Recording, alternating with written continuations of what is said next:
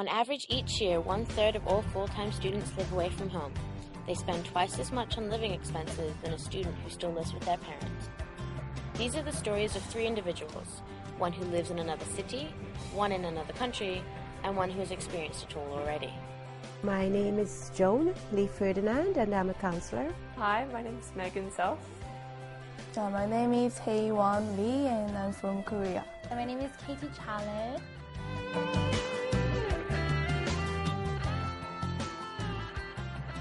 When the student comes in, usually the issue is loneliness. So it's trying to get the student to understand or to learn that this is the first time that they're on their own, so they are going to feel a little bit strange. They are going to experience loneliness. It was okay. It was nice. My parents were happy. I'd finally be getting into the house, and also I'd be getting away from them. It's good for learning how to live on your own. It did take a bit of getting used to. Even though I lived closer to home for my first year of college, I chose to stay home on most weekends because it was nice that, I'd start learning to be separated from my parents and live on my own and do my own things. Although living farther away now, I wish I could go home more often. It's kind of nice, the solitude and the individualism that you get from it. I've never stay away from my parents, so they didn't like it, but I really want to go, yeah. I can't imagine how I survive and who's gonna pick me up, and I didn't know anything. Before, my mom did do everything for me. Now I have to do by myself.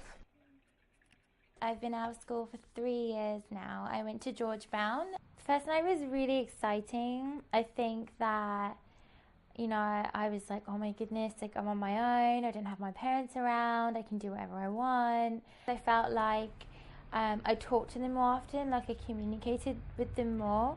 Whereas when I used to live at home, it was more like I used to just go to school, go to work, and then come home and I would see them. So I didn't really talk about them. But then when I was on my own, I didn't really have anyone else to talk to. So obviously I used to call my mum every day. Mum used to call me every 5 minutes to make sure I was okay, because it was the first time, I'd ever been away from home. It's not bad. It does get a little lonely at times. Not having a mom or a dad come downstairs and ask how you're doing, or if you need anything. Aside from doing homework, you have to find your own things to do, and not being with the family anymore, you don't have anywhere to go out or any relatives to visit, so you're just kind of sitting around wondering what to do. I didn't have friends. My English wasn't good. I was really nervous. Nobody knew in here, and I was alone. Of course, I prefer speaking English, but when I feel hard or I really miss my country or my family, I prefer to talk with my Korean friends because our background and our mind is same. It's going to feel strange, but when you get past that, it will feel better, and then you don't have to call home 5 times. You may just have to call home once a week. Looking forward to, the big thing I find with students is giving them something to look forward to. So you can look forward to next weekend. You're going to go home next weekend, so you can look forward to that. I find myself missing my parents a lot and calling on them whenever I would like or need something. I find myself trying to spend more time with them, though.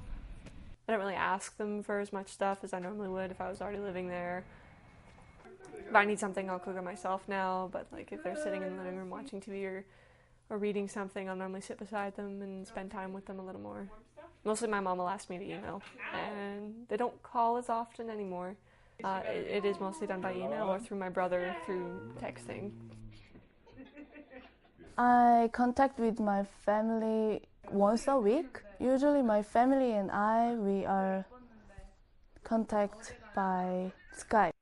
I can see my family and my home, and they are getting along each other without me. After chatting with my family, I feel more lonely and I more want to go back Korea.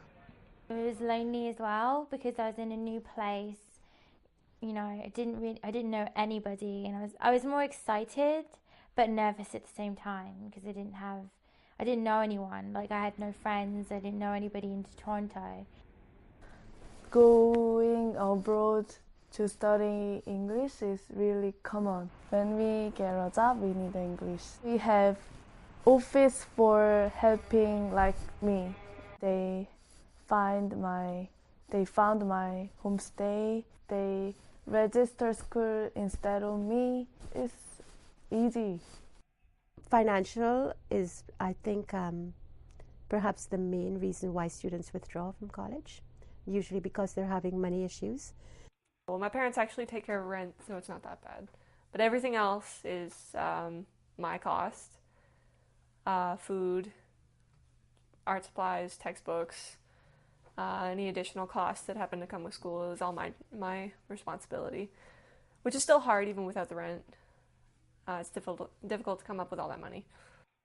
When I was in school, I worked full-time and I went to school full-time. And it's like, if I didn't do that, I wouldn't be able to survive. Like, I paid for everything on my own.